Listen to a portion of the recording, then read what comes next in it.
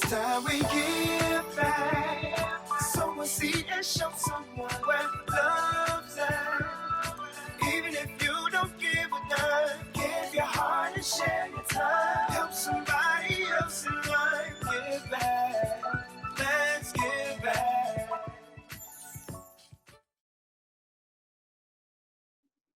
Hi, my name is Hosea James Gavan II, and thank you for joining us for this episode of Ignite, Empower, Transform, where we showcase urban superheroes here in the Bronx and around the world. Today, we have a very special guest, Mr. Tristan Fields. Tristan, thank you for joining us, brother. How you doing, bro? Of course. Yeah, man, can you do me a favor and can you do our audience a favor? Why don't you tell us a little bit about yourself, brother? Give us some history, some background about yourself. Sure. My mother came here from Jamaica. She immigrated when she was around 12 years old and came to Queens, New York. So I was born and raised in Queens. Education was really important to her. So even though I lived in Jamaica, Queens, she wanted me to go to school in Bayside, and she always had me on a college campus on the summers or on the weekends. So she always made sure I was had what I needed in terms of education. And I went to University of New Haven to study music and sound recording, because as you can see, I got instruments behind me. That was my passion. I see that. Kanye West. But as I got into college, I picked another direction back into education. I went to Cornell University, got my master's in education, and I've been working for H.E.L.P ever since. Good stuff, man. Good stuff. Like yourself, I have my mother comes from a Caribbean background, and I can assure you, I understand how the emphasis on education is part of the culture. It's definitely part of the culture. Also, we both grew up in Southeast Queens. You grew up in Jamaica, I grew up in Hollis. Growing up in Southeast Queens, we had access to programs. We had access to people that inspired us, that allowed us to, we had our parents, or a parent that helped us to guide and direct. But were there any people in the community that inspired you, that helped you, that kind of helped to shape the person you are today? Definitely. When I was in high school, I remember I used to bring my guitar to the train. And you have skills, man? Let me ask you that. You got skills?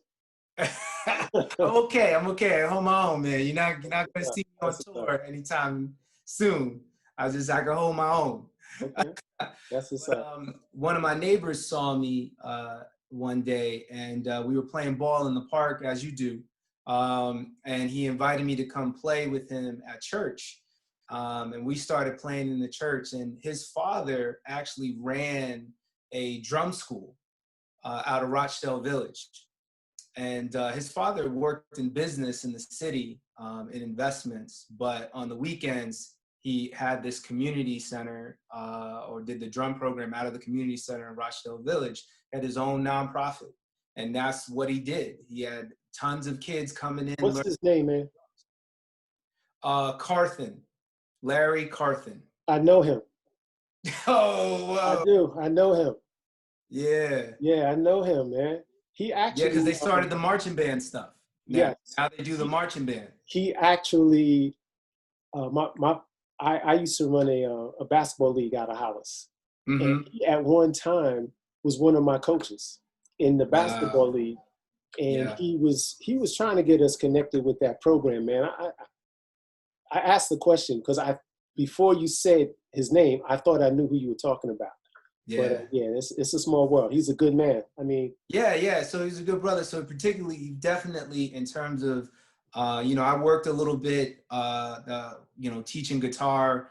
I worked for him a bit, but just being able to see that role model, seeing a Black man own his own home, have a business, but have a job, but also have his own business helping the community, as well as he was managing us, the band that we had on the side.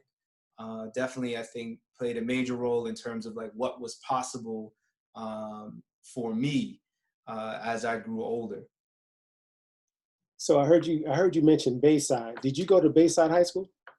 No, so actually I went to elementary and middle school in Bayside, Okay. and I went to Brooklyn Tech for high school. Okay. So as it turns out, that's something we almost had in common again. I wound up, the last two choices for my high school decision was Brooklyn Tech and the high school that I attended, which was Powell Memorial, which is a private school in Manhattan. But it came down to Brooklyn Tech. Obviously, Brooklyn Tech is a very good school. Mm-hmm. So you went to New Haven. Did you make a decision to get into education, which is your field, at New Haven, or was that a later decision? Yeah, it was at New Haven. So it was, I joined a fraternity while I was at the University of New Haven, Alpha Phi fraternity. Oh man, I know about those guys. I know Yeah. about those guys.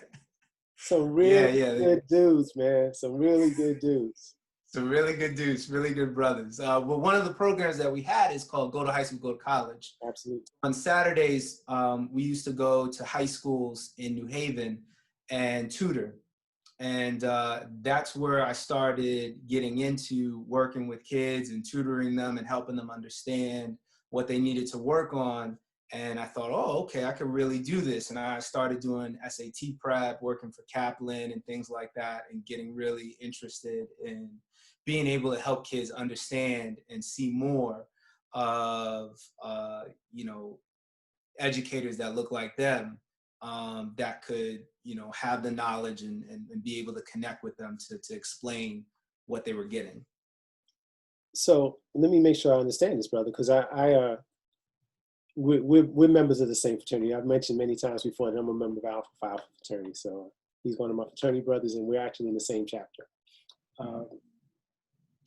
I'm very impressed, man, that the fraternity's national program actually impacted your life decision. And I've encountered many brothers over the course of almost 40 years in the frat, and this is the very first time that I could think of where I've actually heard that one of our national programs inspired a fraternity brother in terms of his actual vocation, his career. And I think that's I got to give the frat up some kudos on that one, because that's a good thing, man. Definitely. I mean, being a part of something like that at that pivotal age, as well as some of the pro fights, the alumni brothers that I had to look up to were also in the field of education, right? Paul White, who's the I know Paul. assistant superintendent, so just seeing those brothers who went into the fields of education, doing this program, definitely provided a roadmap for me. Okay, that's what's up, brother. Tristan, what we're going to do is take a public service announcement break, Mm-hmm.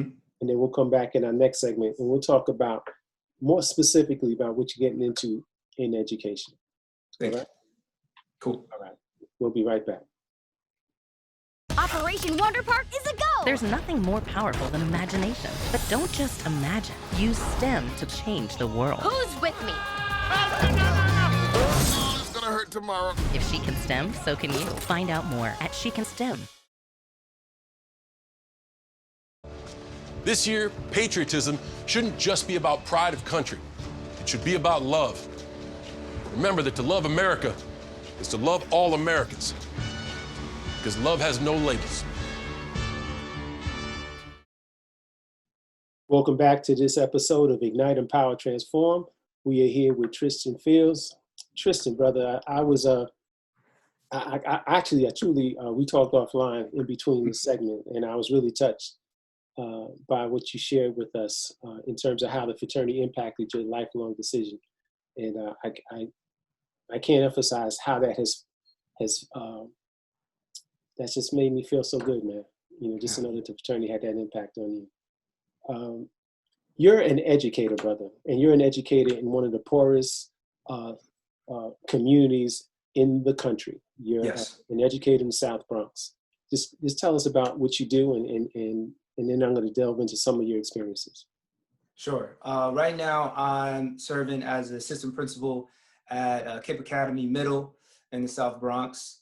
So a lot of my job consists of leading leaders, coaching teachers, working with family members, in order to make sure that our education is at the highest quality possible for our kids, while also being culturally relevant and culturally responsive to our kids in the South Bronx. That's what's up, man. So I heard middle. So that's 5th, 6th, 7th, or 6th, 7th, 8th. So we actually go from 5th grade to 8th grade at the Academy Middle. Yeah. Okay. So, as you know, I just retired as an educator in South Bronx, man. So, Yeah. bruh, I salute you, man, because I understand the challenges that you face. You know, and I understand the gravity of the problems within that community. As an educator, what are some of the greatest challenges that you face? You know, I would really say the greatest challenges is not necessarily the academic stuff, the reading, the math, or, you know, that stuff comes with good professional teaching. I think the largest problem is just identifying with school, right? The ways our kids interact at home and interact in their communities is different than the way they're told to interact and to like even connect in school, right? So there's this constant switch that happens when they walk into our building, where now they have to kind of switch what they're normally doing to what we're telling them to do. And sometimes what we're telling them to do is not necessarily the thing that's going to help them the most in life, right? Like a lot of times, particularly, you know, we tell them like, you got to be resilient, you have to be gritty, right? But we have no idea what that kid actually went through between getting up in the morning and getting to us. Like they may have overcome so many things. Correct. Right. And for us to tell them that what you're not showing us enough grit right now, you're not being gritty, is a failure to recognize like, no, like there's. Let me make sure I understand that. That is a word that you use. That's part of the culture within your school. Gritty. Yeah. Being grit. Yeah. Showing grit, being gritty, right. Being resilient. That's interesting, man. That's a great word, man. You know, that's a great word. Yeah, it's a great word. I think, like I said, it's important for us. The biggest challenge is like, if we see a kid who let's say they're in the middle of a test, they put their head down, we'll say, I need you to show me some more grit, right? You're not gritty. And that kid internalizes that, right? And they're like, wait, but I've done all these other things outside of this school building, right? So I think sometimes the biggest challenge is we have to be able to kind of connect, like get over that divide, to be able to value what they bring in our space and to be able to recognize, you know, what they're doing and not necessarily just chalk it up like we know what it means to be of good character. Our kids are coming in with good character, right? It just may look a little bit different than we're used to seeing. We just have to take some more time getting to know them. So that's the biggest challenge, is finding those moments where the community and the culture that they're bringing in and the culture of school, like trying to make those two things match up. Because a lot of times, you know, we don't. So, you know, I like I said, I'm very familiar with the community. I was there for 11 years as an educator, and trying to, like you said, bridge that gap between you're creating a culture within the building, but then there's the culture outside the building, right? And is your school a charter school? Yes. So yes. as in it being a charter school, how are the kids selected to be a part of your program? It's by lottery, but students from the district get priority. So the immediate district, they get priority. And then, you know, siblings also get some priority in the lottery, but it is a lottery. So it's random selection? Random. But that's dope. I mean, in the sense that it's fair, you know. Yes. In the sense that it's fair. We try to keep it as fair as possible. Yeah. That's what's up, man. And then, you know, a lot of charter schools get really strong corporate support, and I'm very familiar with KIPP. KIPP is nationally renowned, is one of the charter, like one of the top charter school programs. And I know that they have a certain type of discipline, from administrators to teachers and everybody in between. But what I always have found as the greatest challenge as an educator was how you engage the parents. You know, I think that's for me, that was one of my main focuses. How can I engage the parents? Because as much as we do as educators, we can do so much more if the parents are engaged, if the parents are supportive. Right. I agree. And unfortunately, you know, I would say a lot of charters, when they started, kind of devalued that element, like what parents bring in. Like they almost kind of said, let's take over this. Okay. Like give us the kids for, you know, longer hours of the day. We'll take over. We'll make them nice. We'll make them work hard.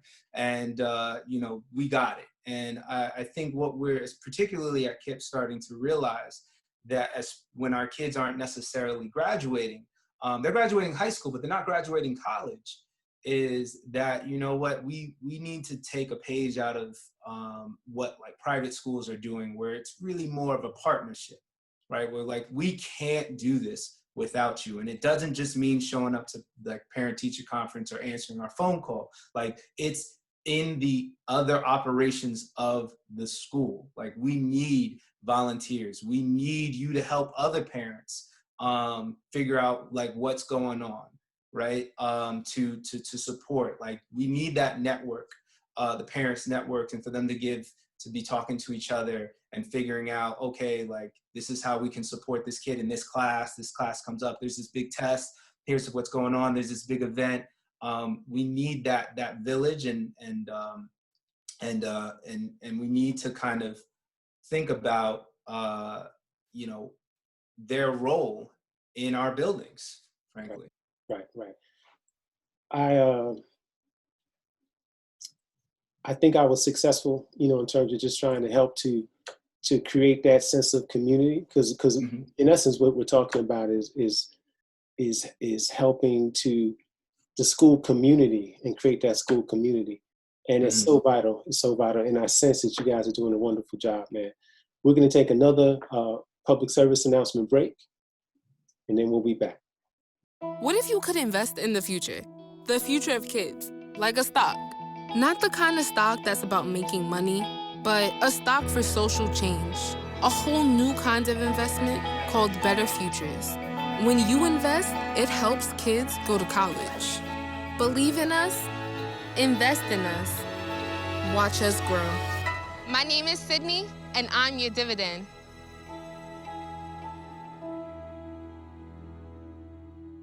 Welcome back to this episode of Ignite, Empower, and Transform, for our final segment with Tristan Fields, who's bringing in some very interesting perspectives as an educator from the Bronx.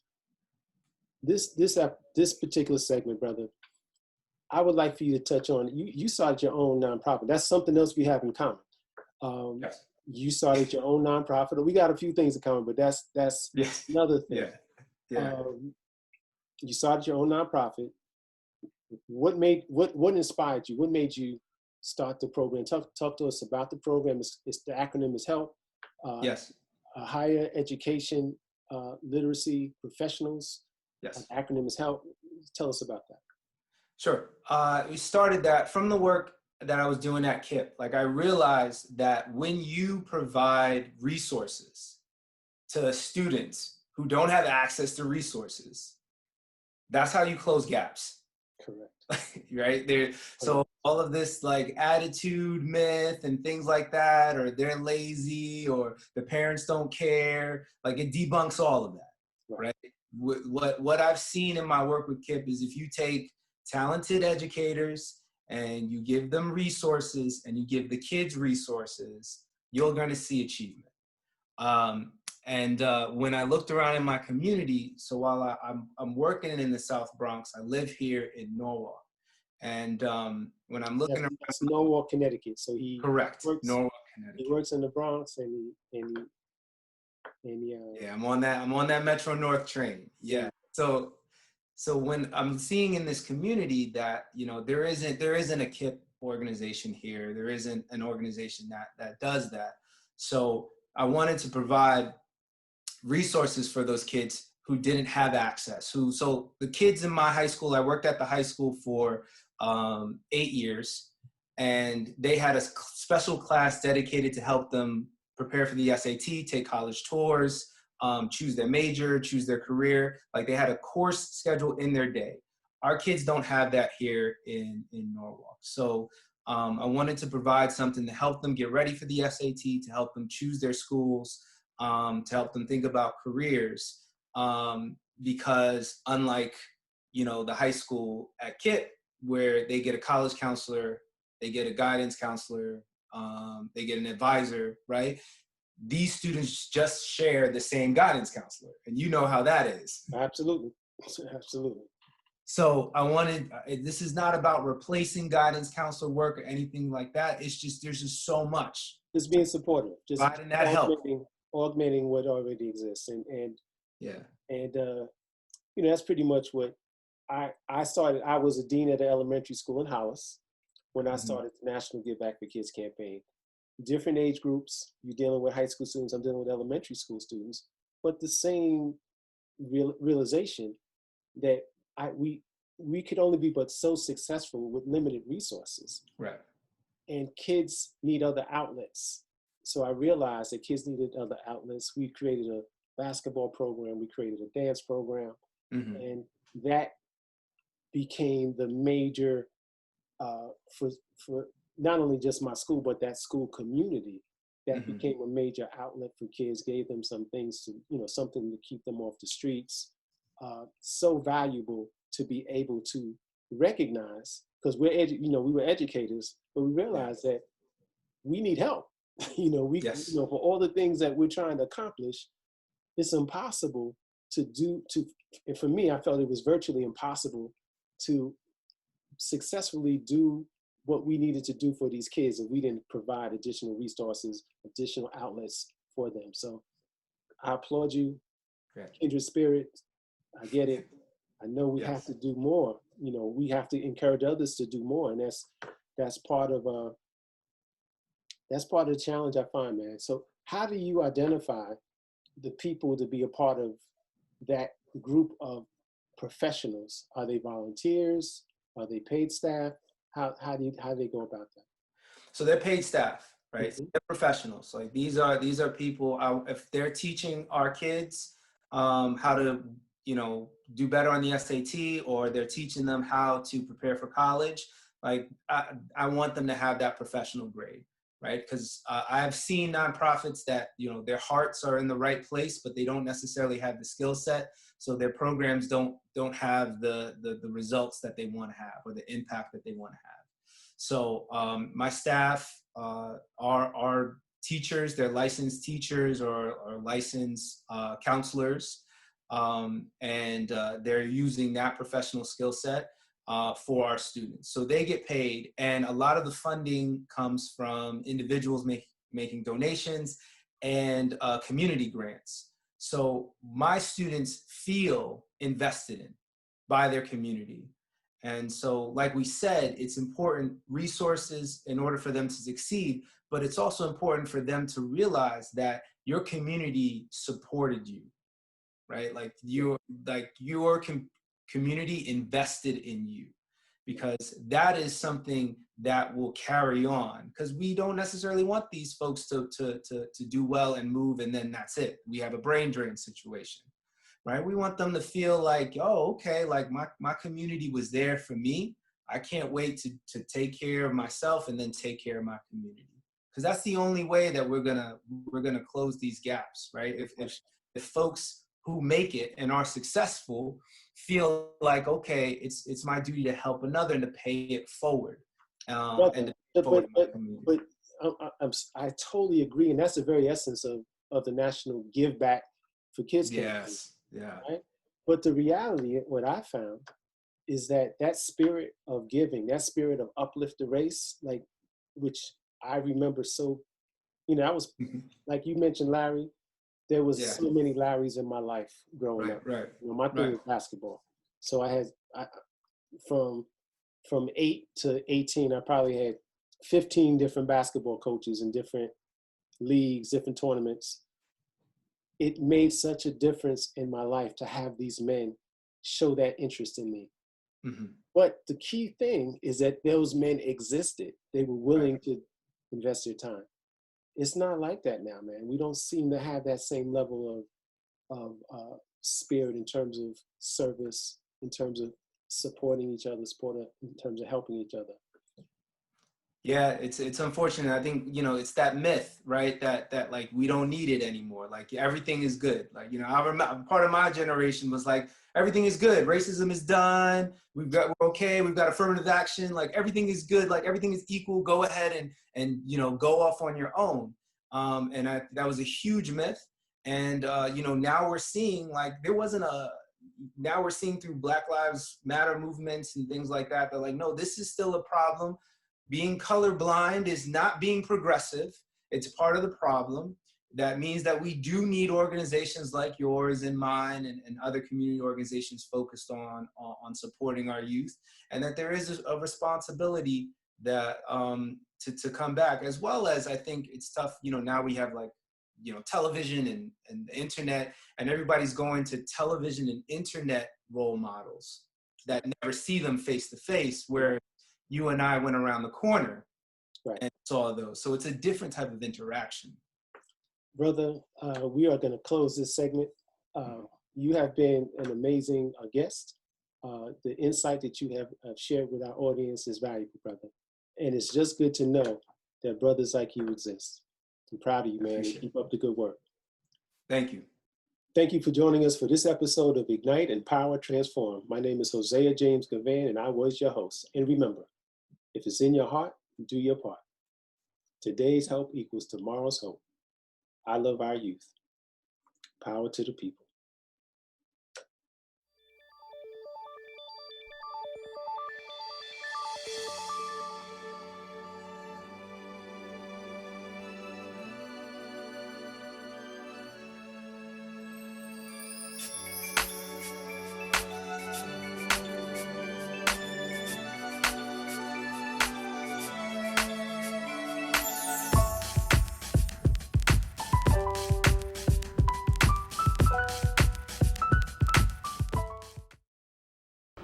What?